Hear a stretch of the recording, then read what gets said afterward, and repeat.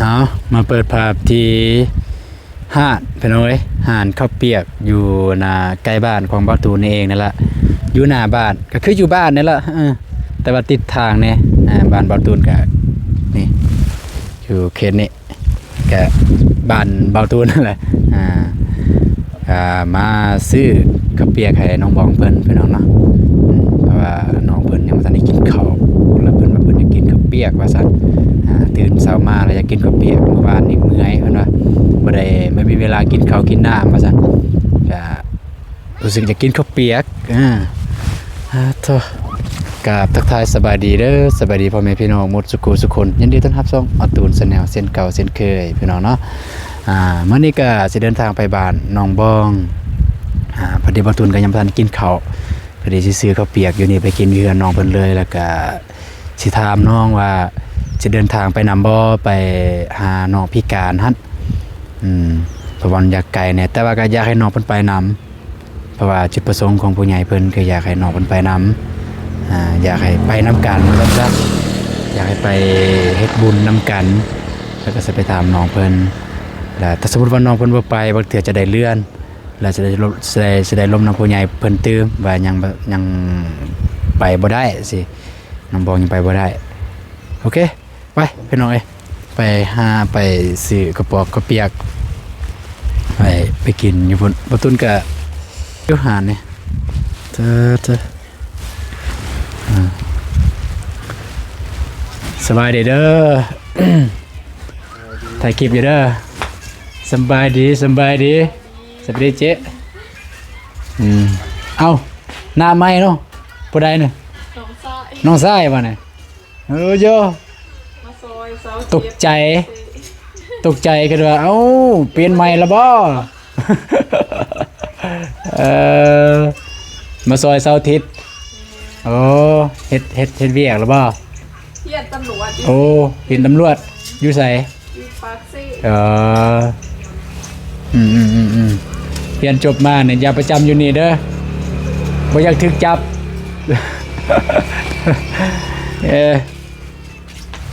เอาข้าวเปียกให้เฮาแน่จากเปียกใส่ยังฮะหมูกรอบสินงัวเอาหมูกรอบก็ได้ซีนงัวเนี่ยรู้สึกว่ามันแทงแค้วโอเคเอาหมูกรอบเอาซองถุงได้ใส่ถุงโอเคจะไปกินอยู่เพื่อนพูดบอง เลย โอเคพี่เราเลยเราท่าทางมีครัวเพิ่นเฮ็ดข้าวเปียกก่อนเดี๋ยวแล้วก็จึงจะได้อัปเดตต่อ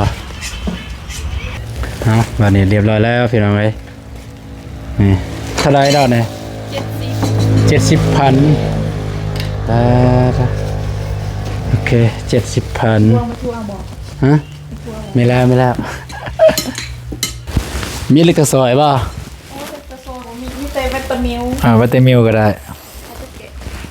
เกี่ยวหนึ่ง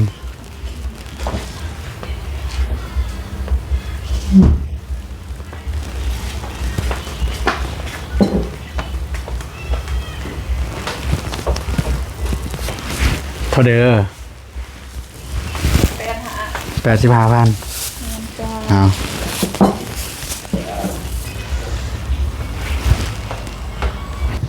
ขอบใจเด้อ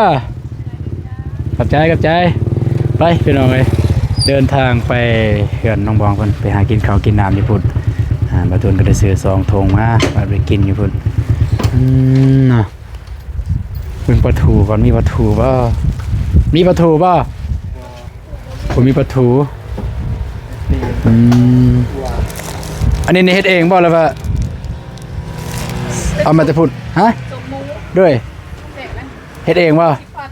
โบเขาหักเขาธง10,000แมนเตซี่โอเคเอา3 ธงเลย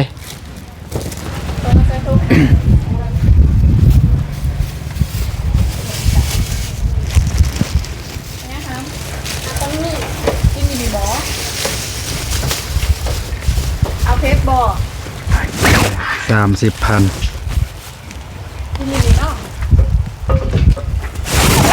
บ่มีปลาทูเนาะ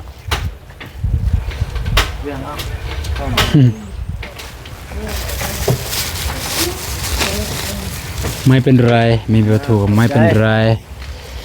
โอเคขอบคุณไปพี่น้องซื้อมาหลายเยอะนี่ซื้อหลายแล้วนี่ไปเจอกันอยู่บ้านน้องบองเลย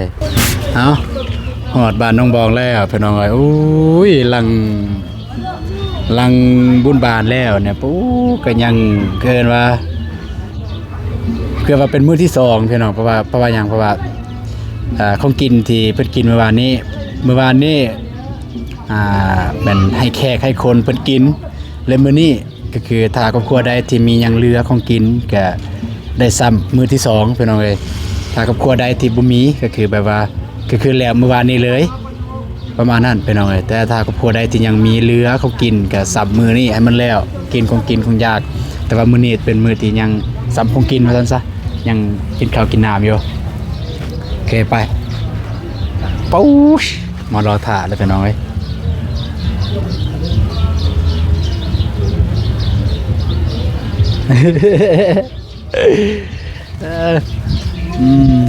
ไปพี่น้องปั๊บผมคิดเอามาเมื่อนี้ไอ้จุดตองมาจับให้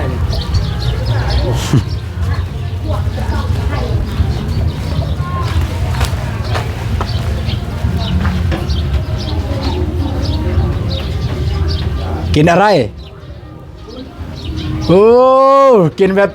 เอามือจับเลย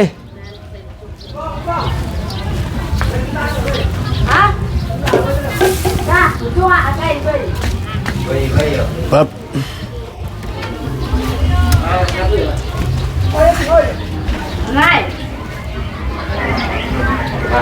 สบายดีเด้อ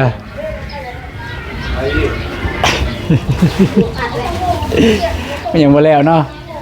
ยังบ่หมดใช่ล่ะสบายดีเด้อสบายดีเอาคิวเขาให้กันแตงปลาเขานักอีซ้อมทงเด้แล้วก็มีสมมูอีกซื้อไว้ไปมากินข้าวกินน้ำไปน้องเลยให้น้องบอกไปแต่งข้าเขาก่อนเอาไปน้องเลยน้องบอกไปแต่งเรียบร้อยแล้วยังแต่ถ้วยหนึ่งบ่ใส่บ่หมดเด้กันใส่แล้วใส่2 ถ้วยเลยมัดเนี่ยคือเห็นอยากกินเบฟเซ็ตว่าอยู่เมื่อวานนี่เฮ็ดตีเรียกบ่ได้มีเวลากินข้าวโอเคไปเลยไปแต่ประตูนก็สิหามองตั้งกล่องก่อนเนาะโอเคไปน้องเอ้ยมากินข้าวน้ำกันเด้อเมื่อวานน่ะกินข้าวมื้อนี้ก็กินข้าวส้มหมูไอ้มากินส้มหมูมาเป็นยังมา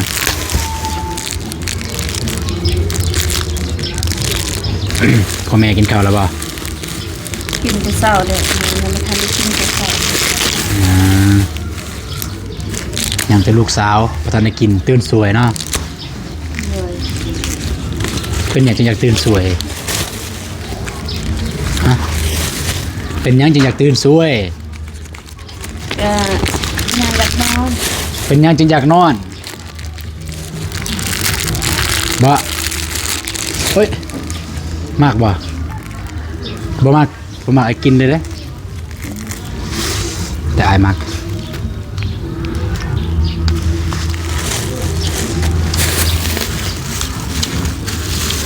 เดียวนึง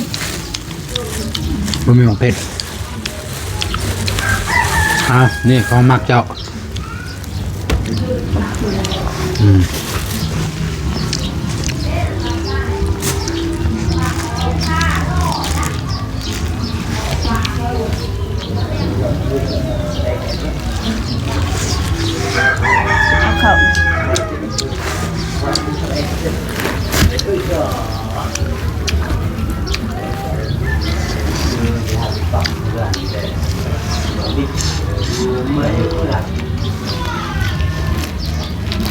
น้องมันสีกินเลยครับกินแล้วเอาให้น้องมันสีบ่เนี่ยตัวหนึ่ง มันสิมากินข้าวเอาในหน้านี้นะ จ้าเจง กินบ่หมดเอาแบ่งกินแม่น นี่ใส่อันนี้ก่อนเอาไปให้กินเอา จับมานี่บ่แม่นกินบ่หมดบ่แม่นกินบ่หมดแบ่ง แบ่งให้เจ้ากินนำเอาสมเครื่องปรุงเดี๋ยวไอ้กับน้องบองกินถ้วยหนึงก็ได้ให้น้องกันซีน้องน้องเพิ่นกินข้าวแล้วเพิ่นว่าแต่ว่าเพิ่นอยากอยู่ ตู้ กินข้าวเด้อ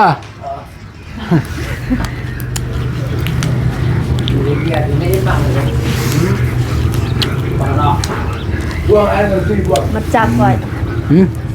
ไปแหละพิมพ์ มาเด้อกินข้าวเด้อ บ่าวฝน มื้อวานเนี่ยบ่มามื้อนี้มากินข้าว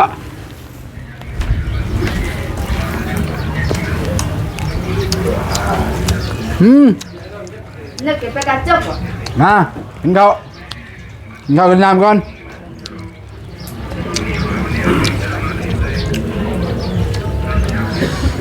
บ่าวฝนไปหน่อยสบายดีผู้ใดทางหลังหั่นบ่ ประธานบริษัทไม่ดีคือนึง สบายดีคือบ่มาเมื่อวานนี่ โอ้ราคาเดียวบอกว่า อันนี้แม่นไผนี่บ่โอ้มือกลองบ่บ่าวฝนจ้างเท่าใด บริษัท เนาะเมื่อวานเนี่ยบ่มา มือนี้มาเด้ เอา สบายดีเด้อ ได้ยังมีอยู่บ่ของกินเฮา ได้แล้ว ไปแต่ง บ่ได้แล้ว แบบคนกิน กินมาได้เป็นกินเสร็จแล้ว แต่ว่าก็ บ่ต้องมาโทษเด้ของกินนี่หมดแต่เมื่อวานเลยบุญเมื่อวานนี่มามื้อนี้มันก็เบิดแล้วเนาะ เขามาแต่ละเทื่อก็มากินข้าว แม่นบ่ บ่หามือบุญ เห็นบ่แจกปานใด แม่นน่ะบ่ แม่น หามือได้ก็คือเก่าแต่ละมือสำคัญกว่า โอเคเอาโอเคพี่น้องเอ้ยกินข้าวกินน้ำก่อนไปที่กินข้าวนำกันเอาพี่น้องเอ้ยบัดนี้ก็กินข้าวกินน้ำเรียบร้อยแล้วพี่น้องเมื่อกี้นี้ก็บ่ตูนจะก็หยุดคลิปพี่น้องเพราะว่าทางบ่ฝนเพิ่นมาแล้วก็เพิ่นได้มากินข้าวนำกันอยู่แล้วก็หลักๆเพิ่นมาก็คือเพิ่นมามอบเงินมามอบเงินให้ทางน้องบองเพิ่นแล้วก็มามอบเงินให้ทางบ่ตูนน้องบองก็มันจะมีเงินต่อเติมเฮือนคือกอกองล่างเฮือนไปละกอบอนที่จะมีอันตู้ซักผ้าแล้วก็เฮ็ดอีกห้องนึงเพื่อน้องวันสีเพิ่นอยากนอนถ้าน้องวันสีบ่นอนก็สบายได้เมียนเครื่องคองเนาะเป็นห้องเก็บของเลยก็โอเคอยู่คักแต่คันนอนก็แห้งคักอีกเพราะว่าเป็นห้องที่แบบลมเข้าบ่ได้แล้วเนาะห้องก่อเด้อุ่นอีก จะปลอดภัยอีก แม่น มีโจรมีนะ ปลอดภัยอีกโจรขึ้นอิหยังก็สบายบ่มีขึ้นคืออยู่นี่ก็เป็นห้องรับแขกเลยแต่ว่าปัญหาหลักๆตอนนี้คือในเมืองเงินน้องเพิ่นมีแล้ว บ่ได้สิมาเฮ็ดบาดนี่ สร้างมานี่เนาะ สร้างเนี่ยบ่ฮู้ว่าเพิ่นสิเอาเท่าใดแต่ว่ากัน5พี่น้องเนี่ยตามน้องบองคิดว่าพี่น้องเนี่ย นี่ มีอยู่บ่คิดว่าเอาแบบตามพี่น้องคิดเลย แต่ตอนที่เฮ็ดห้องน้ำก็พวกหลานๆซอยแล้วก็พี่น้องแต่ว่าตอนนี้ก็ เขาก็ค่าเวียกซองมาก็พวกหลานก็ไปบ่ได้อยู่บ้านนะ บ่ค่อยได้อยู่บ้าน เดือนหน้าพวกหลานก็บ่ได้อยู่บ้าน ไปไสล่ะ ไปเป็นทหาร โอ้พากันไปเป็นทหาร เลย ลูกสมสดาได้เด้ โดย ไปทำใส่ศาสตร์เนาะ สมสดาไปเป็นทหารเสร็จบ้านนี่ มันแต่สมสดาที่ไปเป็นทหาร หลาย กับบัญชี โดย บัญชีก็ไปบ่ ไป โอ้ไปทำไส้ศาสตร์บ้านนี่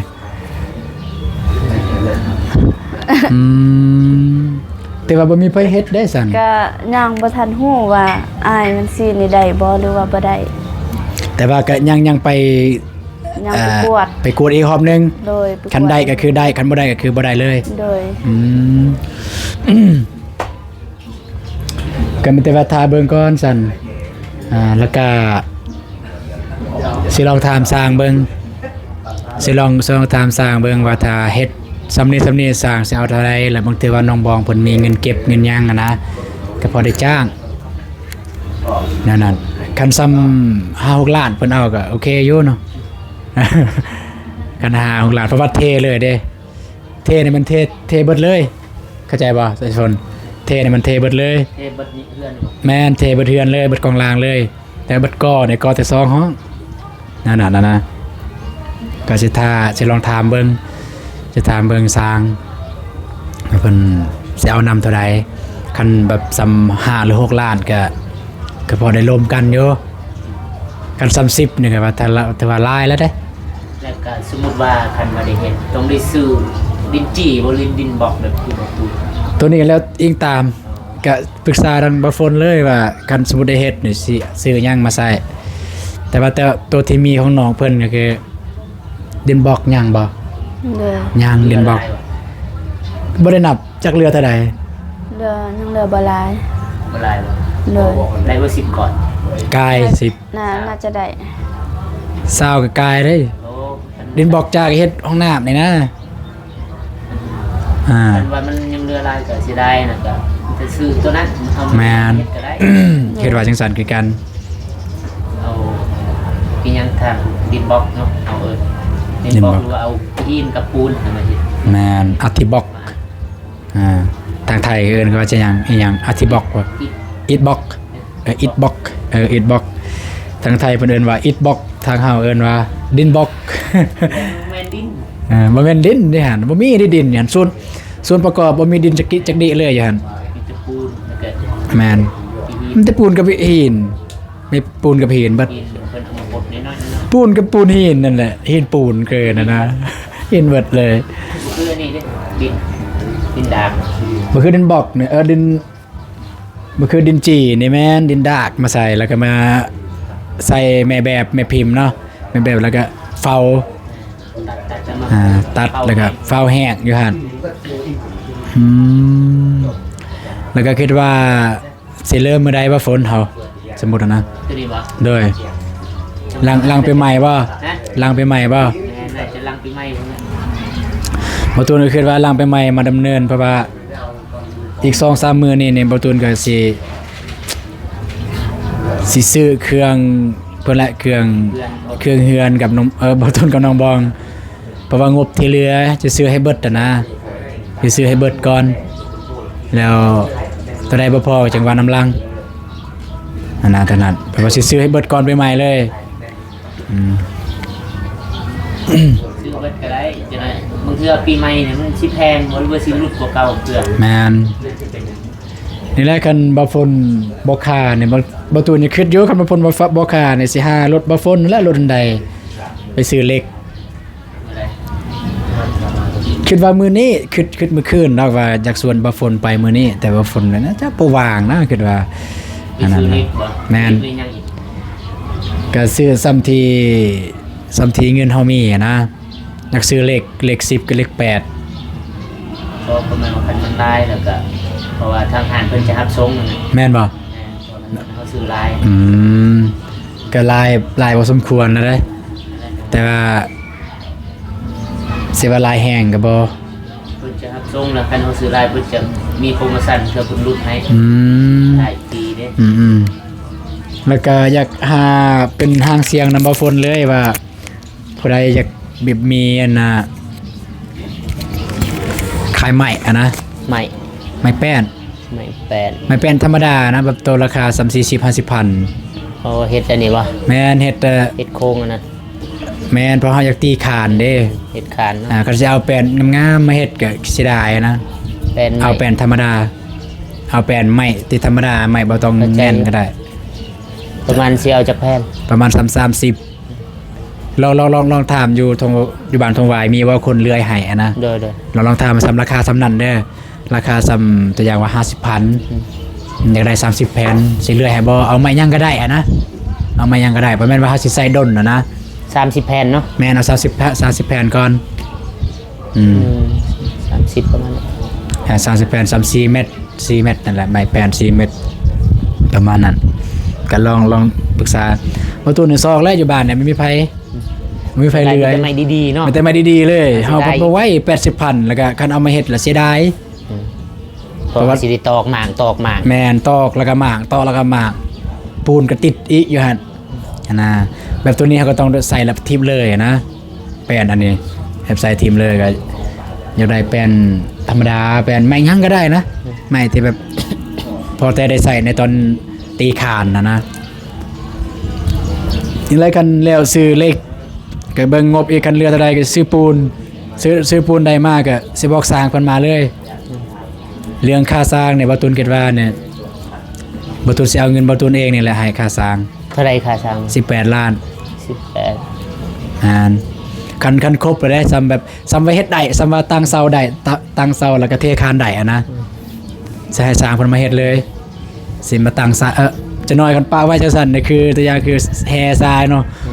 ยันไปนั่นไปนี่เด็กน้อยลิ้นมันก็ไปเบิด นี่ลมมานี่พัดไปเทละน้อย พัดไปพัดมามันก็ไปเบิด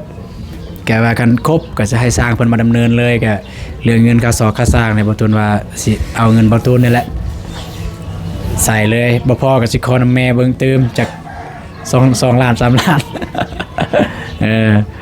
คอยเฮ็ดก็เฮ็ดก็ที่เฮ็ดแบบนั้นก็ที่แบบนั้นคือย่านว่ามันสิเสียนะคือย่านว่ามันดินบล็อกแฮกับทรายนี่แหละสิเสียมันสิไปนะ ทีไรเฮาก็เอาสมมุติว่าเฮามาซื้อมาไว้เนาะให้ใส่ไปเบิดก่อนน่ะ แม่นใส่ไปเบิดก่อน แล้วก็ท้าอีก แม่นแบบอยากเฮ็ดให้มันมันยืนขึ้นอะนะว่าซั่นซะมันยืนขึ้นได้อะนะ พอได้มีกำลังใจเนาะเห็น แม่นก็แล้วเฮาจึงฮู้ว่าสมมุติว่าเฮาใส่เนาะเฮาใส่แล้วปุ๊บเฮาใส่หยังแน่เลยมันยังแน่ที่ยังบ่พอเฮาจึงฮู้ว่าอันนี้บ่พอเวลาเฮาอัปเดตอย่างเฮาจึงเว้าได้ว่าบ่พอนี่อันนี้ใส่แล้วอันนี้ยังเหลือเท่านี้อันนั้นนะแบบนั้นอันนี้แหละซื้อมาแล้วมาไว้จังซี่เฮาก็บ่ฮู้ว่าจะได้บ่พอก็บ่ได้ประมาณนั้นของบ่ตูน โอ้ปวด สิไปใส่ต่อนี่บ่ฝน ไปหาหนองก็เลยบ่ ไปหาน้องก็เลยบ่กระบอกกับใจหลายเด้อที่เอาเงินมาให้ ใจคือกัน เอาพี่น้องเนาะก็ถือโอกาสนี้เลยกระบอกกับใจทางจับเงินน้องบ้าง จับทางเงินน้องทางเงินอายเลยก็ได้จับซื่อๆก็ได้ ก็บ่ตัวเองก็สิถือโอกาสนี้เลยต้องกระบอกกับใจทางไอคอนแล้วก็พรพุทธกิจรที่ส่งเงินมาให้บ่ว่าแต่ให้น้องบองต่อเติมเฮือนแล้วว่าให้ทีมงานแล้วก็น้องๆผู้ละ100เพื่อเกินว่าเป็นเงินของขวัญ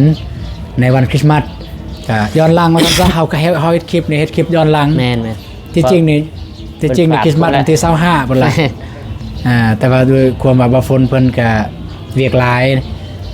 มามอบบ่ทันแต่ก็มันบ่แตกต่างอย่างไรพี่น้องเอ้ยจะวันใดก็ตามแต่ที่สำคัญก็เฮาบ่ลืมเพิ่นเป็นผู้มีพระคุณกับเฮาเพิ่นช่วยเหลือเฮาเพิ่นก็ให้มาตลอดนั่นแหละพี่น้องเอ้ยสำหรับบ่ตูนเองก็ได้ในครั้งนี้เพิ่นให้$100พี่น้องถ้าเป็นเงินลาวประมาณอยู่2ล้านกับ100,000พี่น้องเอ้ยจังได๋ก็ขอบอกขอบใจหลายๆทางทางไอคอนแล้วก็พรที่ส่งเงินมาให้จังใดก็ขอให้พระเจ้าอวยพรเด้ออายทั้งสองขอให้อายุมั่นคนยืน ปรารถนาสิ่งใดขอให้ได้สิ่งนั้นดังสมการปรารถนา